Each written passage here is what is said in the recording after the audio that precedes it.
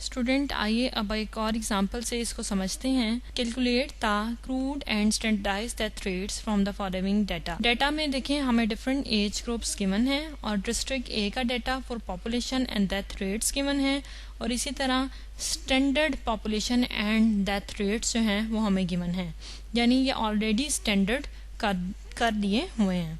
अब हमने क्या फाइंड आउट करना है, crude death rate for district A. ये देखिए कि क्रूड डेथ रेट का क्या फार्मूला होता है हमारे पास, D divided by P multiply by 1000।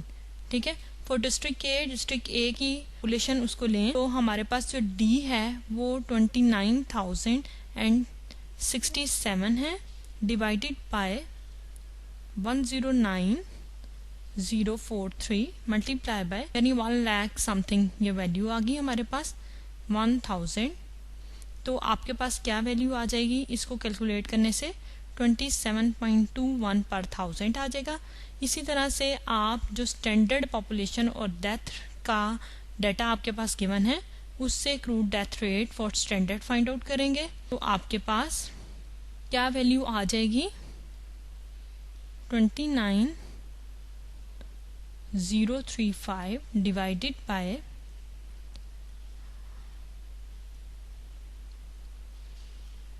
Multiply by 1000। तो आपके पास 28.37 पर 1000 जो है ये crude death rate for standard find out हो जाएगा। Now we compute standardise death rates by the method of direct method and indirect method. 2 methods हैं हमारे पास, direct and indirect method 1 and 2। 2 methods हैं हमारे पास। डायरेक्ट मेथड में D I divided by P I multiply by, ये जो P I show कर रहा है ये किसको शो कर रहा है, स्टैंडर्ड को, स्टैंडर्ड पॉपुलेशन को। और अगर मैं ये पी आई का मतलब है कि आईएथ एज ग्रुप के लिए, इसमें 0 to 9 age group, 10 to 24, 25 to 44, 45 to 64 and up to so on सारे एज ग्रुप्स के स्टैंडर्ड पॉपुलेशन गिवन है। और अगर मैं सिंपल पी लिख दूं तो इसका मतलब है कि ये उसके टोटल को, सम को फाइंड आउट। और इसी तरह से जो ये डी आई है ये क्या शो कर रहा है, ये वाला जो डी आई शो कर रहा है ये स्टैंडर्ड डेथ को शो कर रहा है।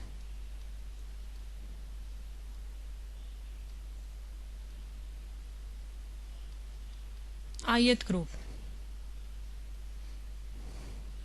और इसी तरह से ये पी आई शो कर रहा है और ये वाला जो स्मॉल पी आई है ये किसको शो कर रहा है, ये स्मॉल पी आई जो है ये शो करता है कि हमारे पास जो पॉपुलेशन है फॉर डिस्ट्रिक्ट ए के लिए, पॉपुलेशन फॉर डिस्ट्रिक्ट ए उसको ये शो करता है। अब हमने फाइंड आउट कर लेना है, यानी बाय द डायरेक्ट मेथड कर लेते हैं पहले फाइंड आउट। जब हम डायरेक्ट मेथड से करेंगे फाइंड आउट तो हम क्या कर रहे होंगे इस वक्त कि 728 डिवाइडेड बाय 20210 मल्टीप्लाई बाय 1000, तो हमारे पास जो आंसर आ जाएगा वो आएगा 8336 देन 2154। आपको इन सिंबल्स को समझना बहुत ज़रूरी है और मैंने इनको लेबल कर दिया है आपकी आसानी के लिए कि standard population for ith group अगर होगा तो वो पी आई कैपिटल होगा, अगर स्मॉल आ गया तो इट्स मीन्स वो किसको शो कर रहा है, पॉपुलेशन फॉर डिस्ट्रिक्ट ए को शो कर रहा है। और इसी के ना जो डी आई है वो क्या शो कर रहा है, ये वाला जो डी आई है वो शो कर रहा है कि आपके पास जो डेप्थ है for ith group in district A. सही है। इसी तरह से ये सारी जो है सिंबल्स के बारे में आपको पता होना चाहिए। देन कैलकुलेट करना बहुत इजी है अगर आपको सिंबल्स के बारे में पता होगा।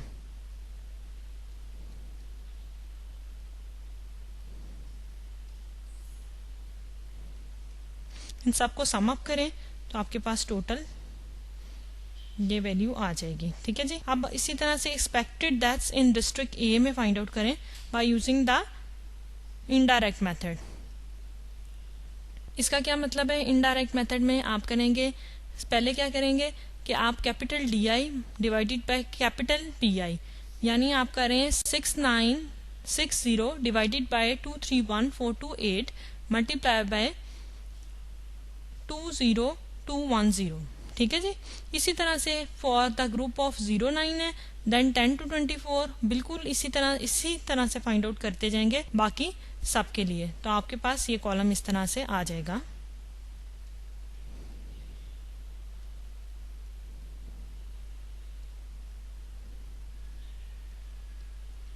इन सबको सम अप करें।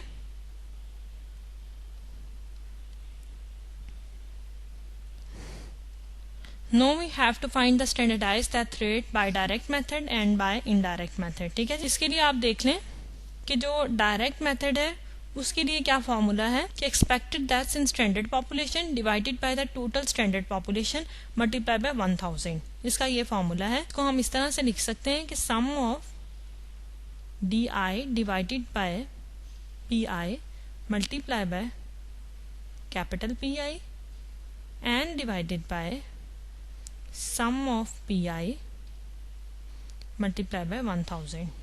जब इसको हम फाइंड आउट करेंगे तो हमारे पास क्या आ जाएगा, हम करेंगे 28, जो अभी भी हमने कॉलम फाइंड आउट किया है उसी को मैं लिख रही हूँ।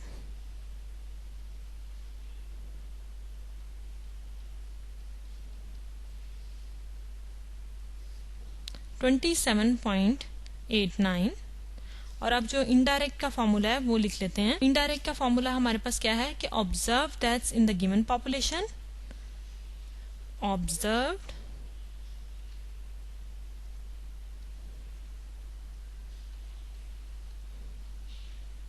in the given population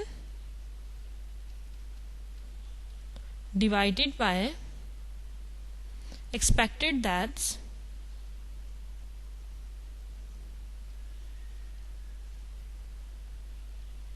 in the given population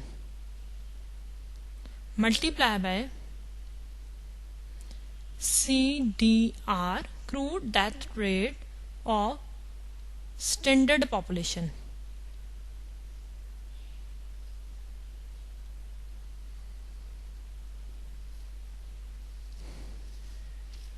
अब देखें ये जो सारे हमने अभी टेबल में कॉलम्स बनाए थे, सिर्फ वहां से उनकी वैल्यूज यहाँ पे पुट अप करेंगे तो हमारे पास रिजल्ट्स आ जाएंगे।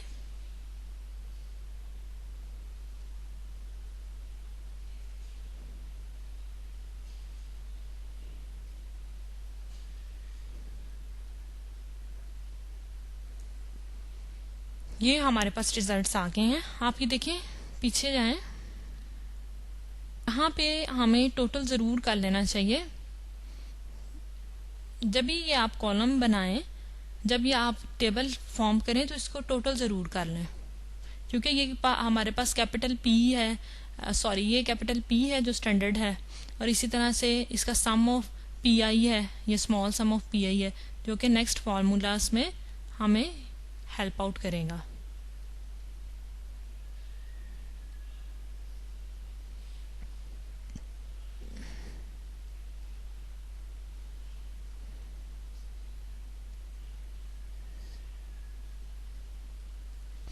स्टूडेंट्स, आइए अब हम एक नया टॉपिक स्टार्ट करते हैं। जैसे कि हमने क्रूड डेथ रेट के बारे में पढ़ा है कि वो किस तरह से कैलकुलेट की जाती है, किस तरह से हमें हेल्प आउट करती है, इसी तरह से हम लोग अब क्रूड बर्थ रेट के बारे में पढ़ेंगे। Crude birth rate is the ratio of total registered live births during a specific year to the total mid year population during the same year and multiply by 1000। ठीक है, आप ये देखें, इसका फॉर्मूला भी बिल्कुल क्रूड डेथ रेट की तरह से है।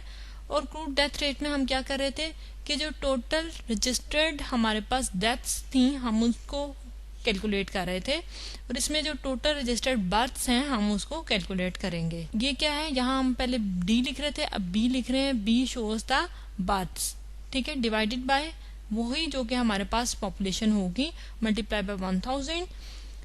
ये CBR से भी इसको स्टैंड्स किया जाता है, CBR से भी इसको डिनोट किया जाता है। B denote the total number of live births registered during a given year and P denote the mid-year total population during the same year.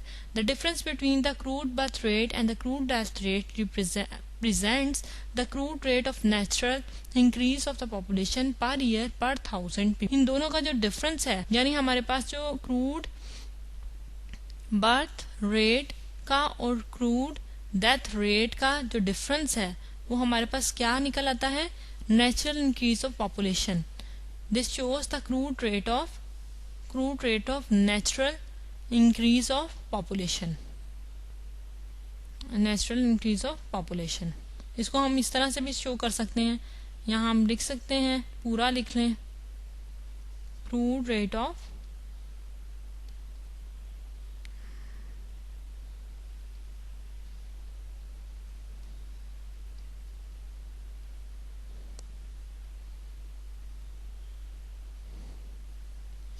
हम इस तरह से इसको फाइंड आउट करेंगे कि crude rate of natural increase equals to births minus deaths divided by mid year population multiply by 1000. The crude birth rate is sometimes called the crude live birth rate. ठीक है, इसके बारे में आपको पता होना चाहिए. Distinguish it from the still birth rate which is computed as follow. देखिए, स्टिल बर्थ रेट भी हमें पता होता है कि स्टिल बर्थ रेट किस तरह से है. BS divided by B multiplied by 1000. BS denotes the number of still births during an year. ये है S से पता चल जाना चाहिए कि ये क्या कर रहा है कि नंबर ऑफ स्टिल बर्थ्स.